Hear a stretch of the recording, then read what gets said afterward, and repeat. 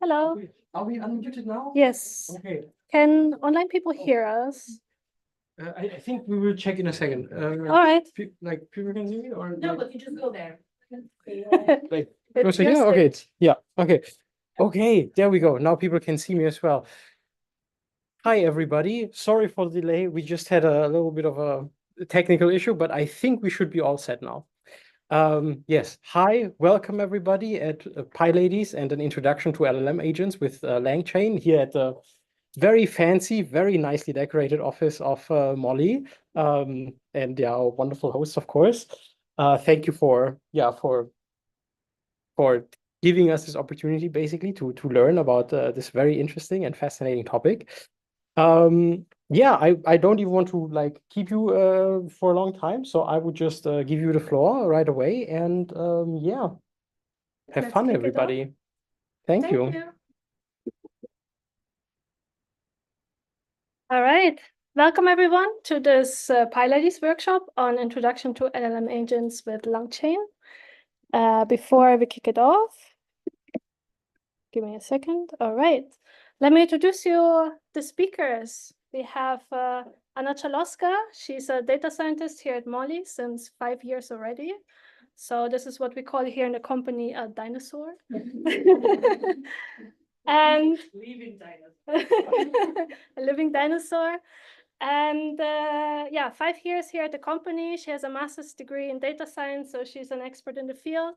Here in the company, she's worked on various different fields, from more on the classical side of machine learning, models for onboarding of merchants, logistic regression models, but also all the way up to the two GenAI models that we have in production. So she's a true expert in the field.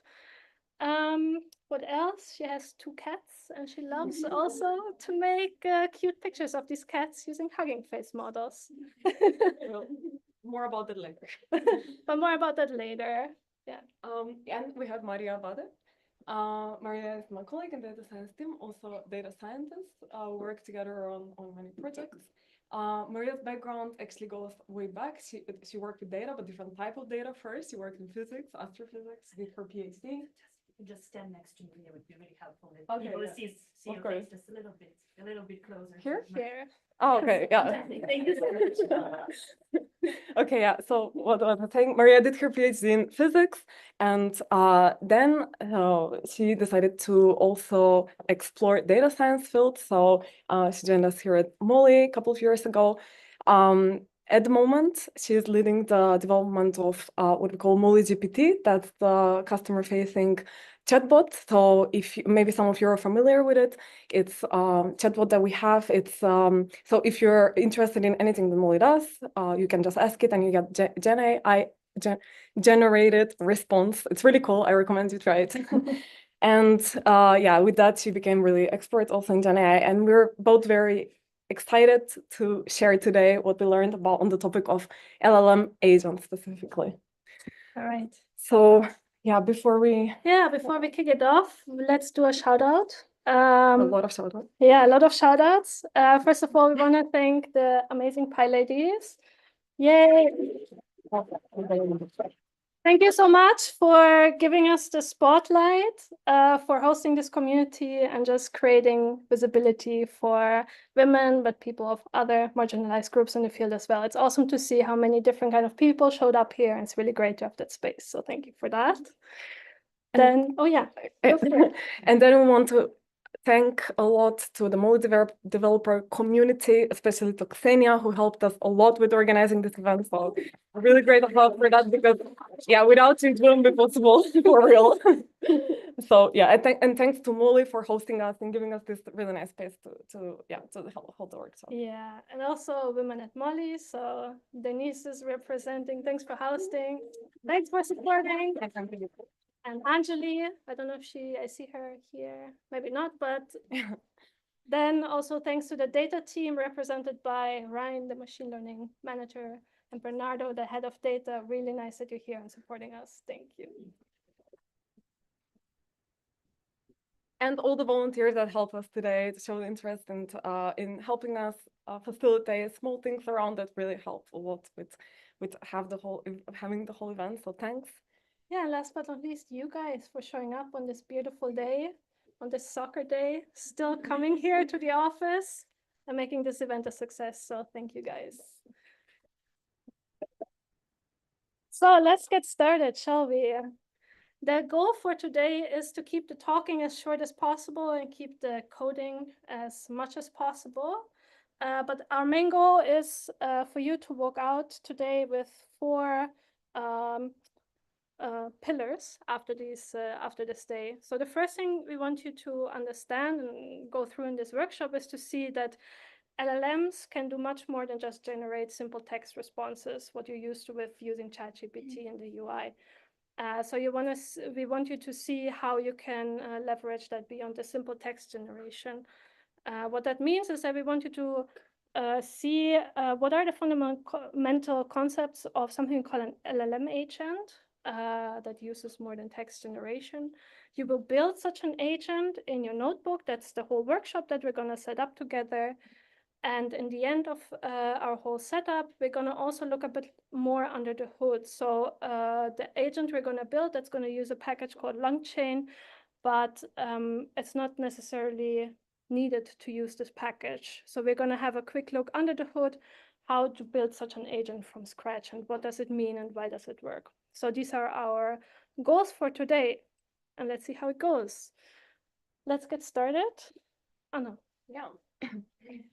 So before we step into agents and LLM agents, let's take a step back and go over LLMs, right? Because that's the one of the main building blocks.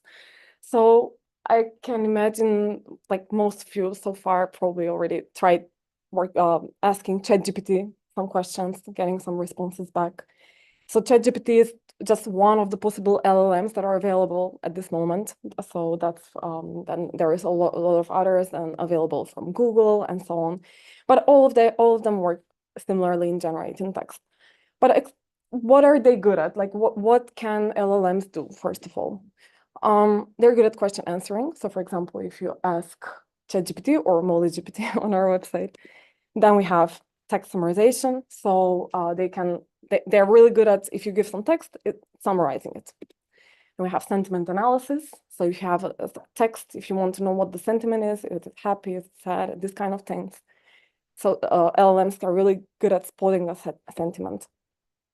They're good at generating code. This can be nice for for coders. Give some description. You can get an assistant in creating your code faster. Quite nice. Translation of text.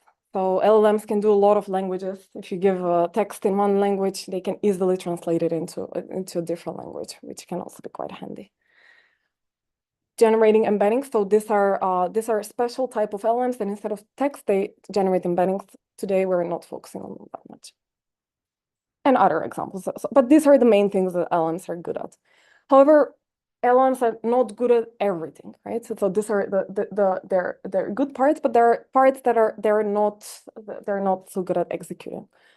For example, some computational mathematical tasks. Like if you ask what is 2 + 2, probably an LLM will give you 4 just because like in the past it's seen enough times that 2 + 2 is 4.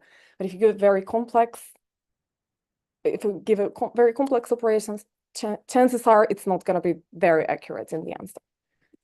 Another thing is awareness about real-time information, and this is an important one we'll be focusing on today. So what is this? Basically, LLMs are models. So the large language models are models that are trained at a certain time, and when they're made available to the audience, so to you as the user, they have awareness about the information that was available to them at training time. However, everything that came after, including real-time information, is not available to them. So this is also a downside of LLMs, let's say. Providing non-text output, like if you ask an LLM to generate an image or music or like sound, it won't be available to do that. I actually tried this. So here are 2 examples. First one is we ask, what is the weather in Amsterdam at the moment? But the answer is, I don't have real-time capabilities to check the current weather. Please go in a different source. The second one is show me a photo of Amsterdam. But the LLM said, sorry, I can't display photos, but I can describe Amsterdam to you so you can imagine it in text. Well, we want to overcome this, and that's the goal of today's workshop. By the end, we will use an LLM, we will upgrade it in a way that it can also show us current weather, it can also generate images for us. And let's see how we can do that. Now, just a small disclaimer, if you go to GPT-4, which is the paid version of ChatGPT, you can have this functionality, but that's because GPT-4 works like an agent. The regular non-paid version that is available to everyone gives you this answer. So what we want to do is turn this regular free version into a more powerful version that can give us more functionality. Can we help the LLMs achieve these things? Well, short answer is yes, we can do that. And longer answer is how? Well, the trick that we are going to do is that it's important to note that the current, or the latest versions of the released LLMs have a functionality to output text, right? So that is the generated text that you see when you ask a question to ChatGPT, for example. But I have another functionality for a different type of output, and this is called a function call. So it's basically, they can decide to give text as an output, or they can decide, oh, let's do this action, or let's do logic that's defined in something we call function call. And this function call can be logic in a function, for example, or it can be API that accesses like a whole functionality behind it. We'll see in a bit how that works. So basically, if we summarize it as so far, if we ask a question to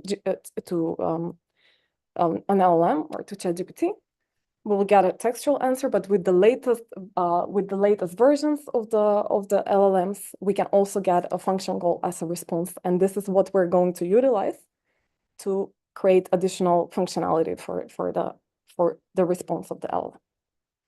Now, this can be a bit confusing thing in theory, so let's try to visualize it in simple diagrams. So we have an LLM, and we have something that we call a tool, and this tool, it can be something as simple as a function or an API, okay? So it's basically something that you run that gives you an output. And what runs in the background is a user-defined logic. So I have these two components, and basically, if you bring these two together, you get an LLM agent. So it's like, that's the simplest explanation of what an LLM agent is. And in this case, we can think a tool, it can be, for example, an API that has access to current weather information. That's one example that a tool can be in this case. Now, in theory, you can have an LLM and two tools that create an agent. That's also possible. It's just that then the LLM will have to decide which tool is applicable to use in which situation. We'll see later how we tweak the LLM to make this decision smartly. But the main point here is that you can have two tools. For example, in this case, you can have one of them telling you the current weather information, and the other one telling you current ticket prices. So you can ask something about your trip, like understanding how good it is to go on a certain trip at a certain time based on weather and ticket prices. So the LLM can reason about that by using the information that's up to date behind this API. And you can do actually many more than two, like as many as you want tools in the background. Like you can attach the LLM to as many as you want tools, as long as they're relatable to the problem that you want the LLM to serve. So if we think of LLM agents and how that works in the, let's say, user workflow, so we already established that we have the LLM, we have the tools, right? We also have something that's called system prompt. We'll see a bit more about that later, but that's basically the instruction that we give to the LLM to kind of have an idea what is the goal of the agent, like what is it trying to help the user with? Because the point of creating this agent is to not have one generalized LLM that can answer everything, to have generic knowledge on everything, but to be specialized at something specific. And this is what that's why we use this system prompt to kind of help the LLM understand what's its purpose. Then we have the user input. So we ask if you ask a question to the LLM, or in this case to the LLM agent, what will happen is that user input or the user prompt, your question, will go to the LLM, and this LLM will reason whether the prompt is relatable to the tool, to the tools it has access to. And if it does, it will also go through the tool, and then it will generate a text answer. And it can go through as many tools as it needs in order to generate the text answer that you need. So basically here, this can go iteratively multiple times through the tools that are available, that are made available to the LLM agent until it reaches the text answer. Let's try to conceptualize this in an example, even more specific. So if we have an LLM, ChatGPT 3.5 Turbo, that's one of the latest LLMs available at the moment. And then we have a tool that's the weather tool, like we mentioned before. It's an API that has access to current weather information. Now we have a system prompt. We say something like to the LLM agent, we say you're a helpful assistant. In this case, we're not going, too much detail, but we will see later how we can tweak this even more. So we have these things, and then we have the prompt. So user asks, what is the temperature in Amsterdam? Now the LLM knows now that it has to answer what is the temperature in Amsterdam, but it is about having current information, not something that's already available in pre-trained data. So that's why instead of taking answer from an LLM, it will instead call the tool. So basically it will call the API, and this API will generate a response. So in this case, it is the weather API. This weather API will be called, it will bring back a response, and this response will then be combined with text generated by the LLM in order to generate text answer. Temperature in Amsterdam is 16 degrees. Well, actually it's more today, but this is a slide made a couple of days ago. So that is an example of how an LLM agent works. So basically this framework that I showed on what is an LLM agent, this is what it means to have the components in a practical example. Now, here is also one example where the LLM is asked a question that requires more reasoning. So for example, we ask, where should I go for a weekend trip, Paris or Bali? Now, think of the structure before. This went through the LLM, but LLM realized that what could be helpful here is from the available tools. Let's see what can be helpful to answer the question. Now let's think that in this case, we have an agent that has two tools available, one weather tool and one airplane tickets tool. So one has access to real-time weather data. One API has access to real-time weather data. The other API has access to real-time pricing of the tickets. What the LLM can do in this case is call the tools one by one. So first it will look up the weather in Paris. It will look up the weather in Bali. It will look for flight prices in Paris. Then we'll look up the flight prices in Bali. And with all of this information, then it can go back to using the LLM generation response, compare all the options and reach a conclusion. And the answer will look something like here. Temperature in Bali is 30 degrees, while in Paris 15. Flight prices in Bali are general much higher than to Paris. Since the temperature in Paris is nice for a city trip and the flights are cheaper, Paris is a more popular destination for a short weekend trip. Now, if we ask a regular LLM this question, it will probably have general information on Paris and Bali, but it will not have the real-time information on what is currently the temperature there, what are currently the prices there, and if that changed meanwhile, which probably did, then it won't have up-to-date answer. And in this case, we powered up the LLM to also have access to this information that gives a more useful answer. So this is an example, an LLM agent that has access to two tools, but like I said before, it can also have even more than two tools, and then it will decide how to use them one by one in order to reach the information that it needs in the output. And now this is the end of the theory about what agents are and their components, and we're getting started with the workshop part. I'll give some time for Maria. She will walk us through the the technical part. Maybe before we get started, are there any questions or thoughts on the theory part? Not yet. Yeah, nice.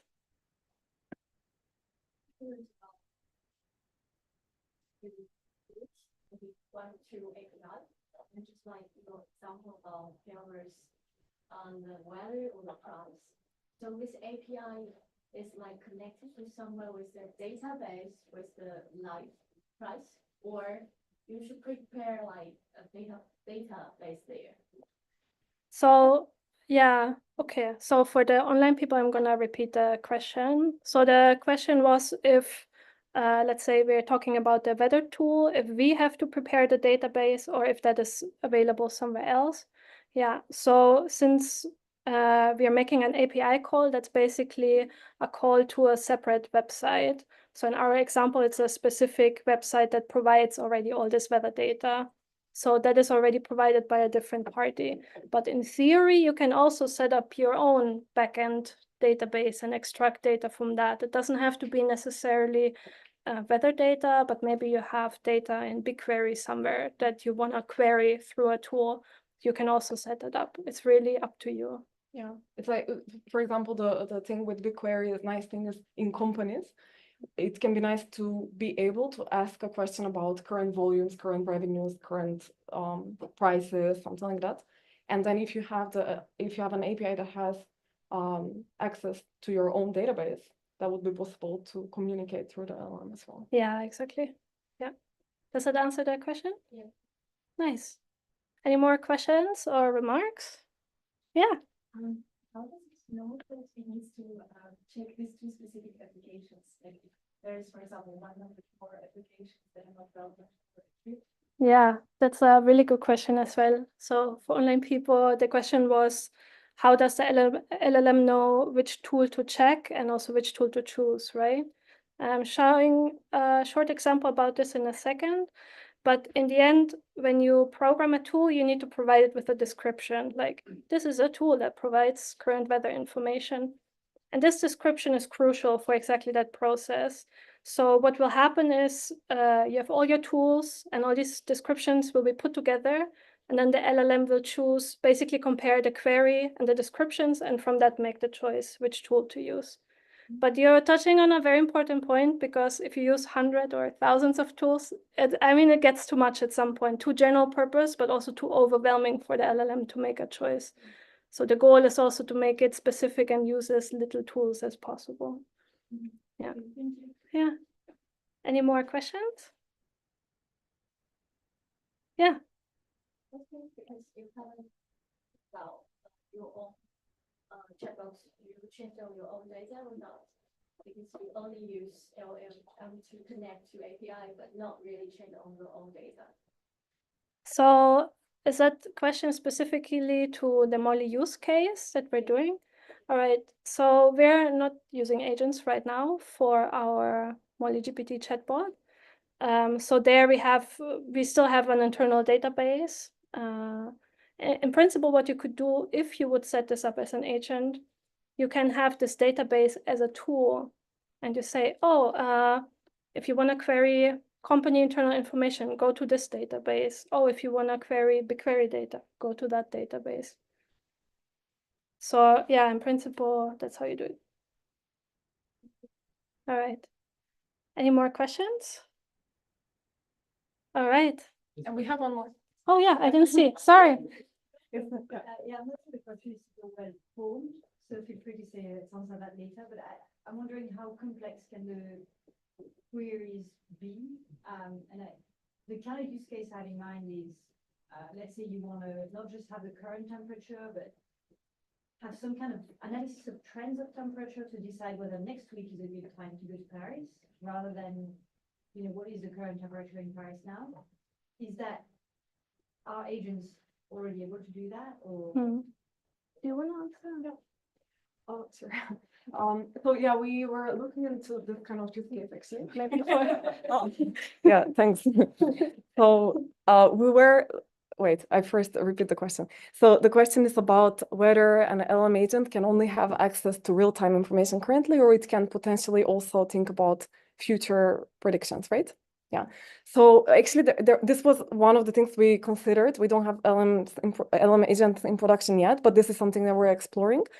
And the way that we try to tackle this is, it was about the model that predicts number of payments in the future. So we're a payment company. We have data from merchants on transactions that are being processed. So we want to know, for example, number of payments that are not correct. The question is not what is the number of payments generated today, but the question is, what should we expect next week? Something like that, right? So what we tried in this case is link the LLM agents to a tool that has access to this model. So the API has access to the model that predicts next week's payment volume, for example. And then that is the tool generates the prediction and then gets fed back to the LLM. And then the answer will be with the prediction created by the model. So in this way, we can combine models that are already in production with the LLMs that are, well, the LLM agents that we're trying to build. And I think in principle, there are no limits. If you want to build an agent that grabs data and then trains models from it, it's a really cool idea, and I would challenge you to try it. Probably complex, but I'm sure you can do that. Anything you can put into a function and automate in some way, you can plug into a tool for an agent. Yeah. Yes. Wondering about how lately retrieval augmented generation has become a thing. I feel like it's very similar or a subset version of it, but Yeah. there are differences in nuance. Yeah, for sure. It's a really good question. Should I go? Yeah, sure. Sure. All right. The question was what's basically the difference between an agent and retriever augmented generation? And the short answer is retriever augmented, not an agent, is kind of a retriever augmented generation on steroids. Yeah, so what a retriever augmented generation does, it looks into a database and fetches documents for you and then makes an answer out of this. In principle, it's just a tool you can plug into an agent. So an agent can also go in a database and look for documents there. It can do more. And your RAG, the retrieval augmented generation, cannot fetch API information or write a document for you. So it's more versatile and next step, basically. So not the subset, but the opposite, superset, or what is Yeah, it the called? superset. Yeah, really good thought. More questions? No, all right. Then let's get actually coding. So the use case we're gonna look at today. It's summer. You didn't book your holiday yet. Very bad. You choose to solve it the following way. You're gonna code up an agent to help you make a decision where should you actually go for holiday. And for this, we give you access to 3 APIs. The Wikipedia API, which basically allows you to query Wikipedia, and it returns a summary of whatever page you query. The weather API that we already discussed, so checking the current weather at a certain location, and the Hugging Face API, where you can generate images to get inspired for certain locations. That's what we're gonna do today. How are we gonna do this? We're going to use ChatGPT 3.5, easy accessible. I'm sure everyone has used it. If you've never looked at the actual API reference, so how to actually call that model from a notebook, I linked it here. You can have a look at it, but we will also guide you through the process. And the library that we're going to use is LangChain, and LangChain is really one of the go-to libraries when you do anything related to LLMs. So they have all kind of wrappers built for retrieval augmented generation, vector stores, agents, toolkits. So they make using LLMs accessible. They also have a bunch of tutorials. So if this is a very new topic, but you're curious, I recommend you to check it out because it's an easy start into the whole field. Our first job will be, let's actually build a tool. We talked so much about these tools. Let's have a look how that works. This is a piece of code that's actually going to be in the notebook. So you're going to see this again happen in a few minutes. The page basically shows you the 5 key elements, what you need to build a tool. You need a function. In our case, it's really small because we're using a wrapper to make it easy. This calls the Wikipedia API and returns information for you. This is what you need. You need an input schema. That's basically the search query. What question, what term do you want to search Wikipedia with? For example, pie ladies. This is something we need to provide a description with because you will not be the one who generates this query. That's what the agent will do. And it will know how to format this query. Is it a string? Is it a number? Based on this description here. So that's super important. Next is the description of the tool. That's what I already mentioned a bit earlier. This is super important to be specific here because this is what the LLM will read to choose which tool to use. So this here is about, this is a wraparound Wikipedia. It's useful when you want to have all kind of information and historical facts, blah, blah, blah. So sounds a bit boring description, but this is kind of the key of the tool. Then you provide a name for the tool. In our case, it's the Wikipedia tool. And we make a specification. Do you want to return the output of the tool, kind of the raw response of the function directly to the user, yes or no? Usually you don't want that because you want the LLM still to reason about it and generate a new answer around it. 5 key elements. You plug that into a structured tool class from LangChain. Boom, you're done, you have your tool. That's it. This is what we're going to start with. Next step will be build an agent and look further, but we're going to discuss that in a bit because we're ready now to get coding. So I wrote down for you, or we wrote down 2 descriptions, how to set up your working environment. We're also going to walk around with you and help you set everything up, be it using Google Colab if you don't have anything installed locally, or Jupyter Lab.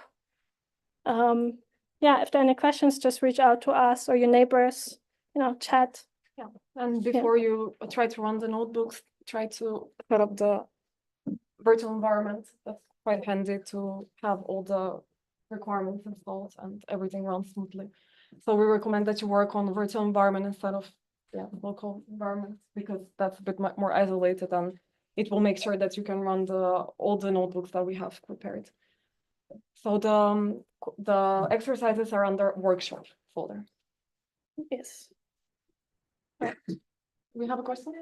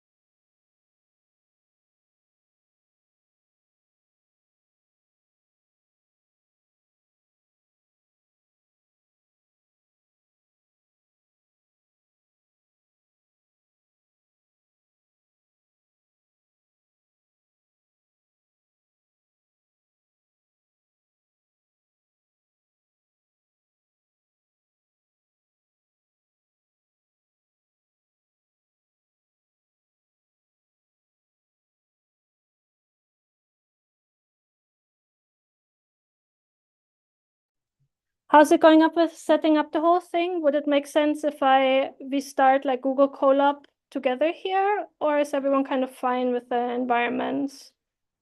Okay, raise a hand if you want me to live code how to start up the stuff in Google Colab. All right. Let's see.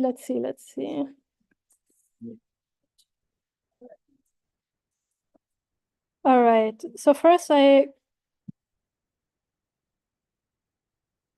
go to the Google Colab page.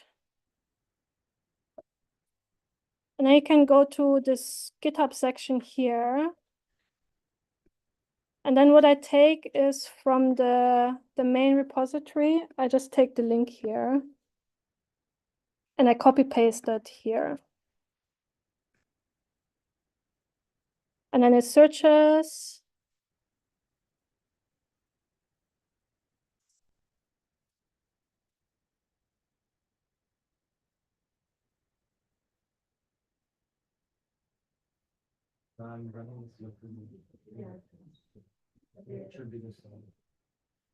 Did you arrive at that point?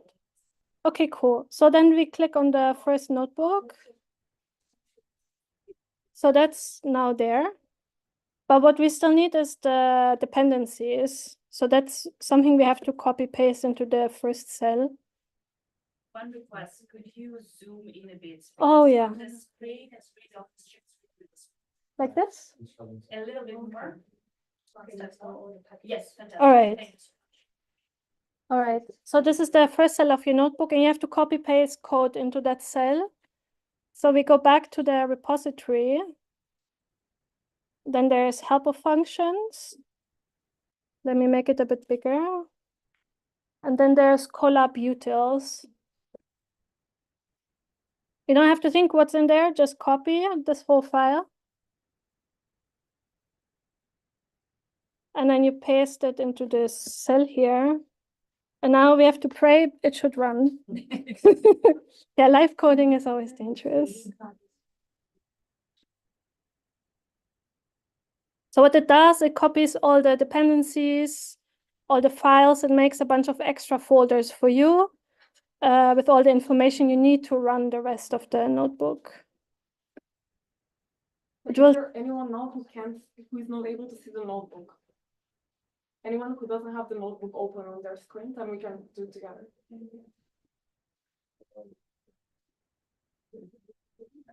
You already done this. Yeah. It's already done.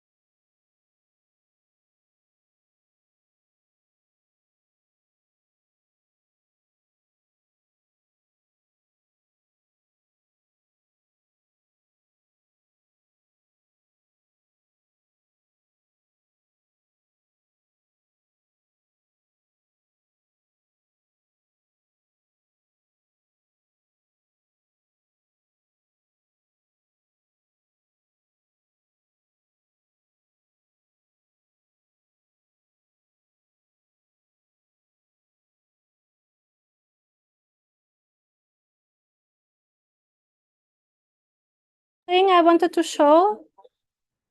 1 second, everyone. So if you have set up your environment, that's all wonderful and toasty, but what we need to have the thing running successfully is actually copy paste some API keys. So there's something Privatebin that you need to find. The link is either on the slide or in the README of the repository. So you could also, if you go back to the repository, oh, what is happening? If you scroll down here, yeah, Privatebin, you click on that, something like this opens, you type agents, that's the password.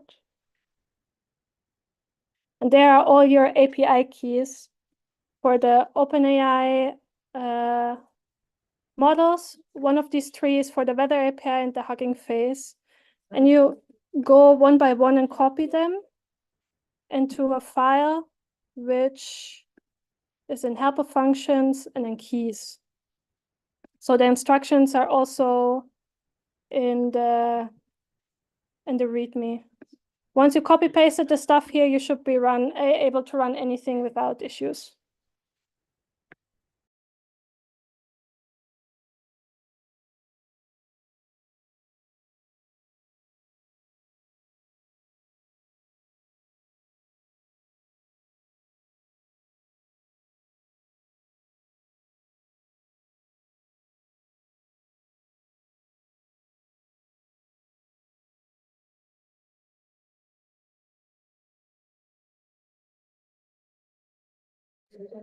And for the online people, you can also access the API keys, of course, but they're only valid during the workshop. So if you do this later on your own, you would have to generate them yourself. Thank you.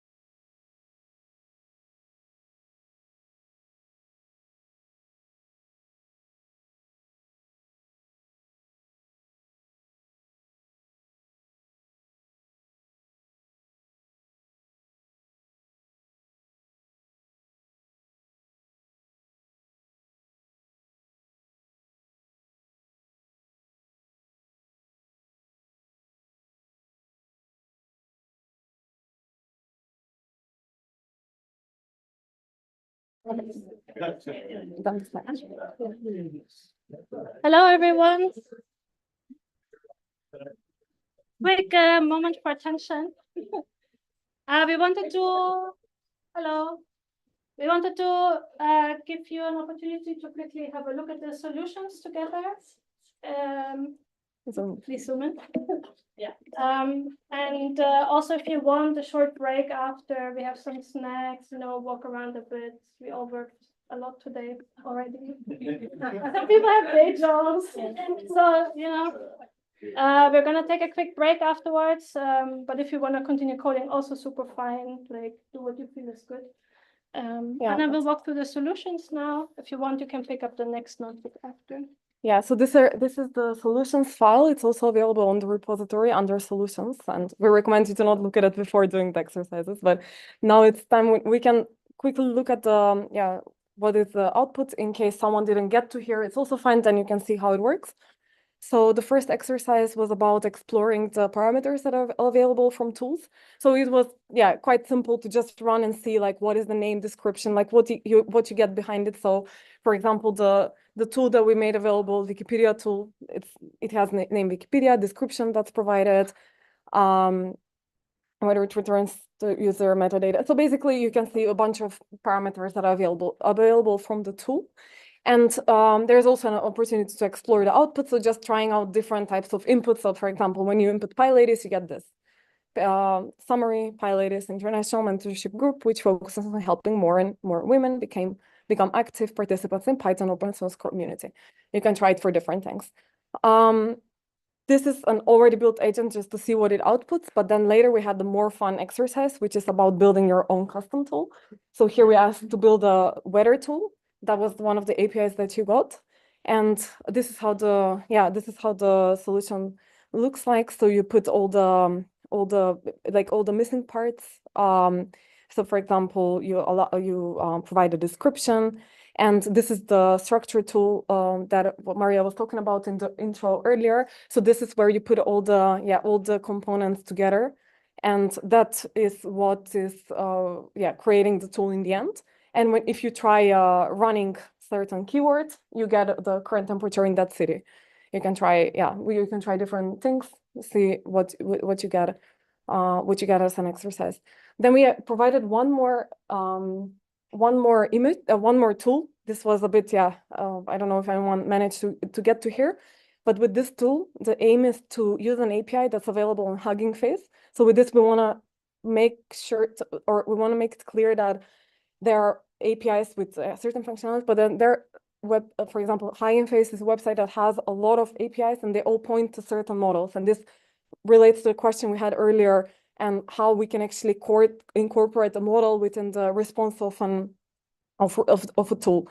So basically here, what we do is we use this API that has access to a model that is text to image model. So basically you provide a prompt and it generates an image based on it.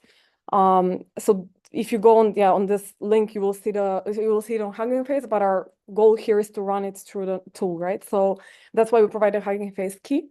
And after defining all the parameters, you can see this under the solutions notebook, by the way. So then if you run, for example, the image tool with a certain keyword, for example, here we said cat in a white box, you should be able to see something like this. Well, this is another one. We ran cat in a blue box, but you get the drill. So we got to the cats part.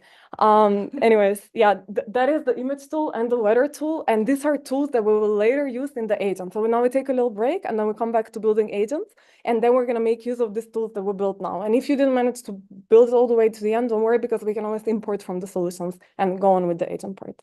So it was just important to show how we're calling an API with a tool to get a response, and then we will use this functionality to incorporate in an agent, but that comes after the break.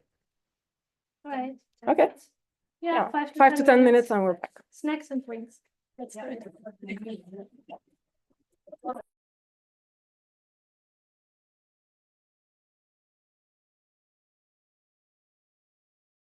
Or mute. No, did you mute?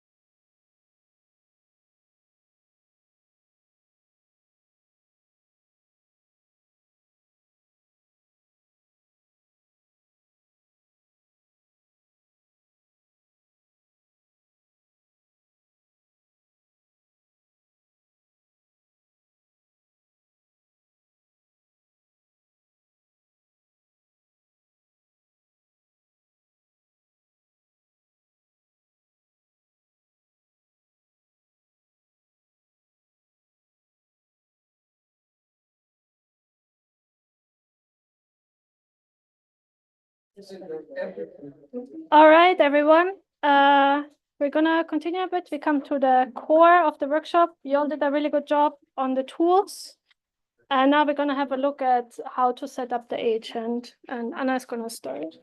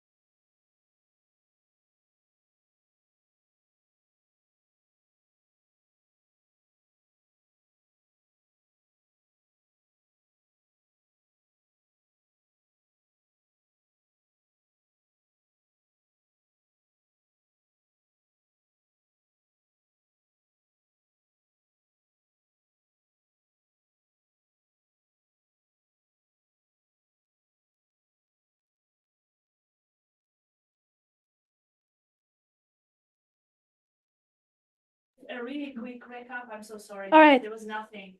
All right. With the sound. Sorry for the online Recap. people. Yeah. So quick recap of what just happened. I was showing that these functions are the core of what you need to create a agent with LangChain. It's this first function, create tool calling agent, into which you plug your LLM, your tools, and the system prompt.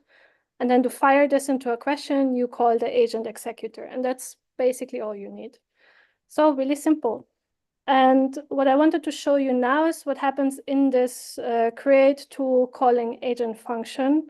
So a bit what's going on under the hood is basically what LangChain does, it creates something called a chain, where it plugs the tools into a scratch pad. And what it uses here is it takes all the descriptions and plugs it basically into one big prompt that is fused with the system prompt and that is fused with the functions. So this is kind of all just plugged into each other. And then what the executor does is basically does a while loop to run through this chain.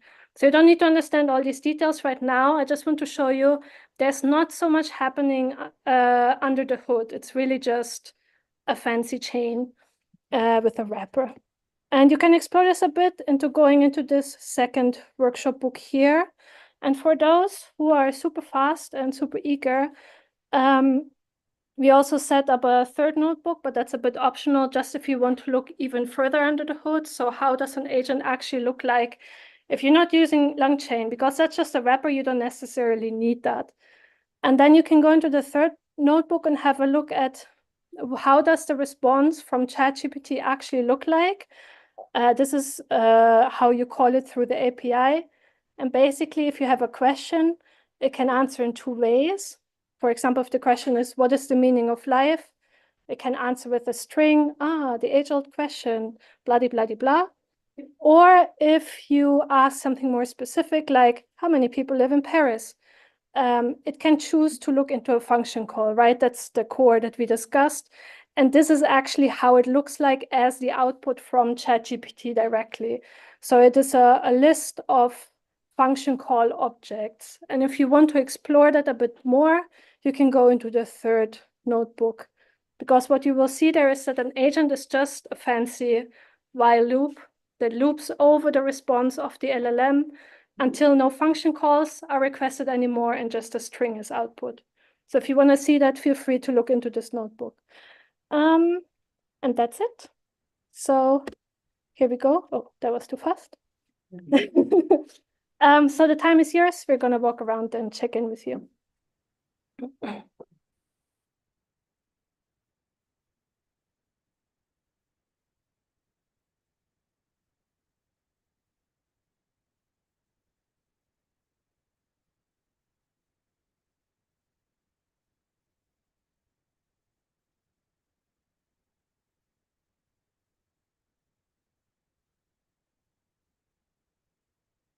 API calls of OpenAI.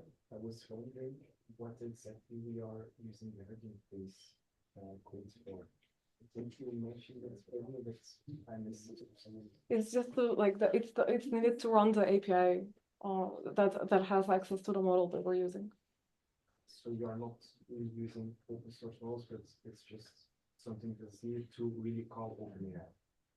To call, it's the model on Hugging Face. So on Hugging Face, there's a image generation model, and we tap into that with the Hugging Face API key. That's all. So with the OpenAI API key, we just go to ChatGPT, and then ChatGPT is like, oh, my task is to generate an image. I do that by taking Hugging Face API key, tap into that model. Yeah. So if you go on Hugging Face, you can enter your sentence. It will already give you an image, but if you want to use the API to run the same model, then you need the API key. Yeah. So the cat in that blue instead of white box was generated from this Hugging Face? Yes. Yeah. And that was generated with a prompt cat in a blue box. Yeah, okay, I didn't upload the cat in the white box picture. That was my mistake, sorry. Yeah. Okay.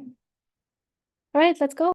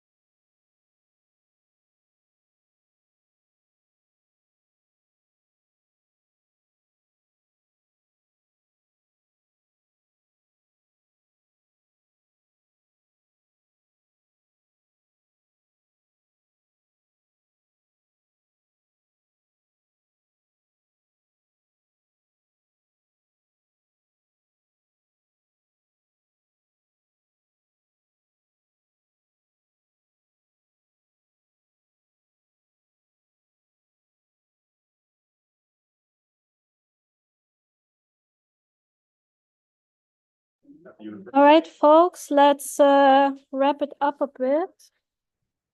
How do I get out of this? Oh, yeah. The agents. Maybe we remove this. All right. It's on mute. We're gonna quickly walk through the second notebook solution, discuss it a bit, and then we're actually done with the workshop today. So you all did really good work. Let's listen to the solutions and then Yeah, so yeah, quickly over the solutions of this notebook. For anyone who finished it, wants to compare, or if you didn't finish it, it's also fine. You can see how it outputs, and you can find this under solutions, by the way, as well. So like all the code is available there.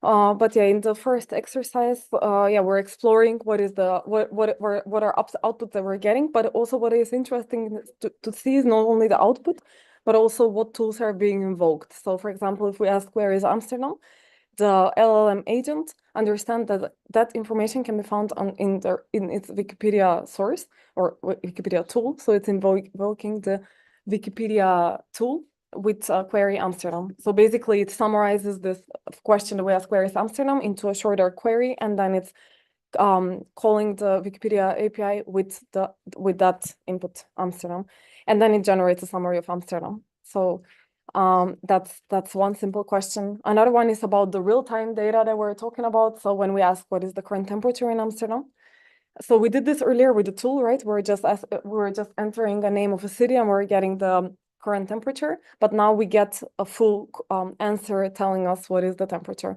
So here we see that the weather tool was indeed invoked, and we got a response with a full answer. Current temperature in Amsterdam is 16.1. Well, again, this is run before, so today is warmer. Yeah, this one is interesting. So we ask, what should I visit in Amsterdam, and show a photo. Why did we do this? Well, we can see that here it invokes first Wikipedia and understands what are some nice tourist attractions that you can do in Amsterdam, but also it creates Wikipedia. It creates an image by calling the create image tool that we also imported in this LLM agent. So then, yeah, if we go under the generated images, we can see this. For example, this was generated with the image tool. Oops, wrong place. Just a second. So yeah, that was the first exercise. In a second exercise, you're building your own agent. So we are combining all the different tools that you had and incorporating that in an agent. If you develop something on your own, you can also put that as part of it. Otherwise, you can use the tools that are readily available under the tools file. Under helper functions tools, we have all the tools already developed, so you can import from there and have them incorporated in your LLM agent. And then exercise 3 was about the aim was to invoke as many tools as you can. So think of some question like, for example, if you ask where is Amsterdam and what is the weather like, then it will think of, okay, it first needs Wikipedia to understand where is Amsterdam, and then it needs the weather tool to understand what is the current temperature. And then you can go on like think of different prompts that can lead to even more, invoking even more tools. That's the goal here. So anyone that got to this exercise, how many tools were you able to invoke? 3?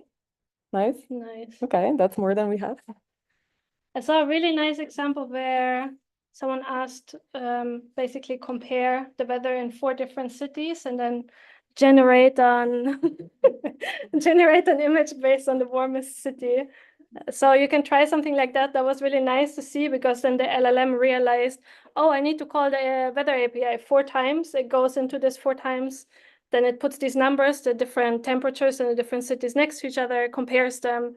It did generate 4 images, but so there's a bit of tuning, but that was a really cool way to see how it really reasons that it might also need to call a tool several times with different inputs. So that was really cool. Yeah. Nice example to try. Yeah, nice one. Yeah, Yeah. even with the same, we're running the same tool multiple Yeah. times.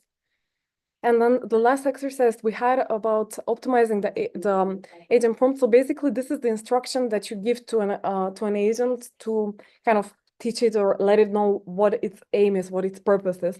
So as you saw in the start, we work with the basic prompt or basic instruction. You're a helpful assistant trying to motivate. No, wait, sorry, this is the solution. The initial one was just you're a helpful assistant.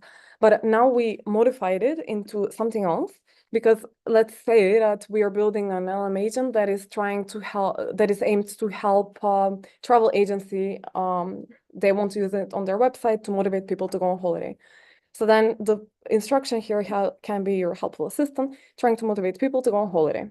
And now what is interesting is, so you import the prompt afterwards in the setup of LangChain.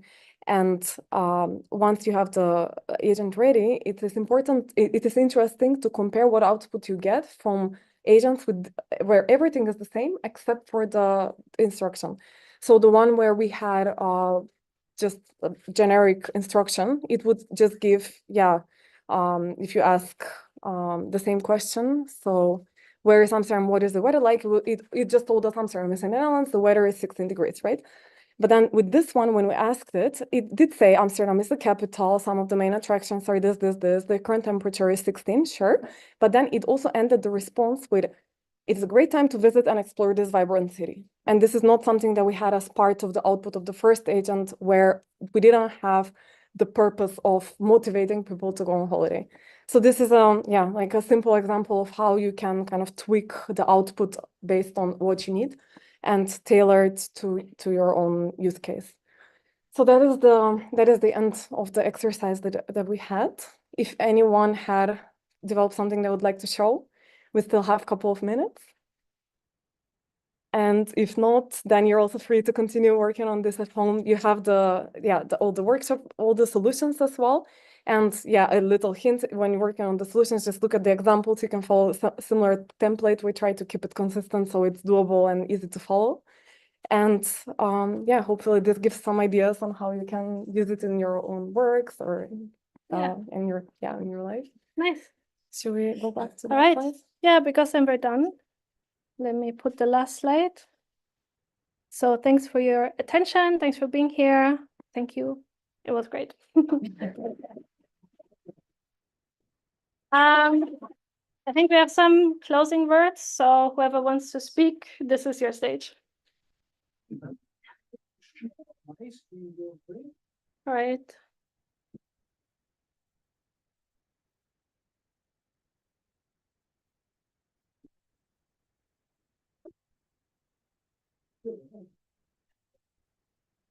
Yeah. So thank you so much for this. I'm on my way. Don't worry. Thank you so much for this workshop. I think it was really great, and I think we all learned some very interesting stuff today. Something that will surely be very, very helpful in like all of our careers and what's to come.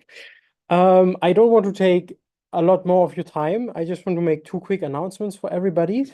For one, we would like to advertise the PyData Eindhoven event that will shortly happen in July. You will find us there as well, not at a stand, but the people basically, and our dear Nancy, who is not with us today, but like one of our co-organizers, will be part of a panel discussion around the topic of DEI. So definitely check that out. I think it's going to be very interesting. And one more announcement, something that we want to share with you guys. In November, so it's a few months down the line still, but in November there will be the Build Stuff conference in Vilnius. That is a general software engineering and but also data engineering and data science conference. Gonna be very big. I don't want to go into too much detail about what it entails. Feel free to check that out.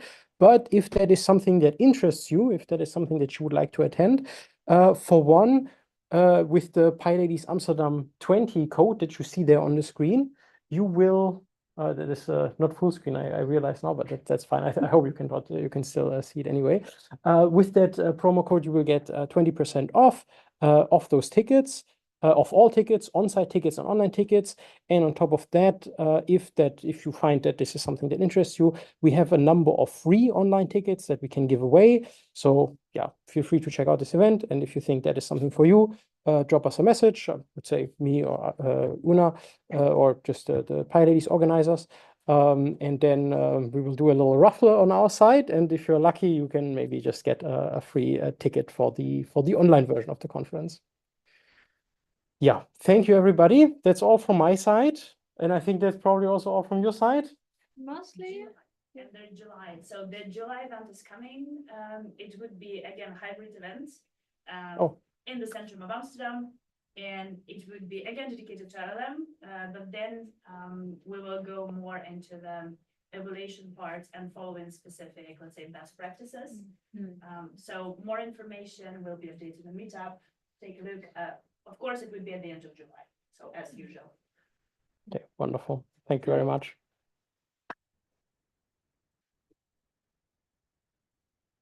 All right. I think then we're good. Yeah. Thanks all. Feel free to stay around a bit, code more if you want, or network. And just have a nice evening. Thank you.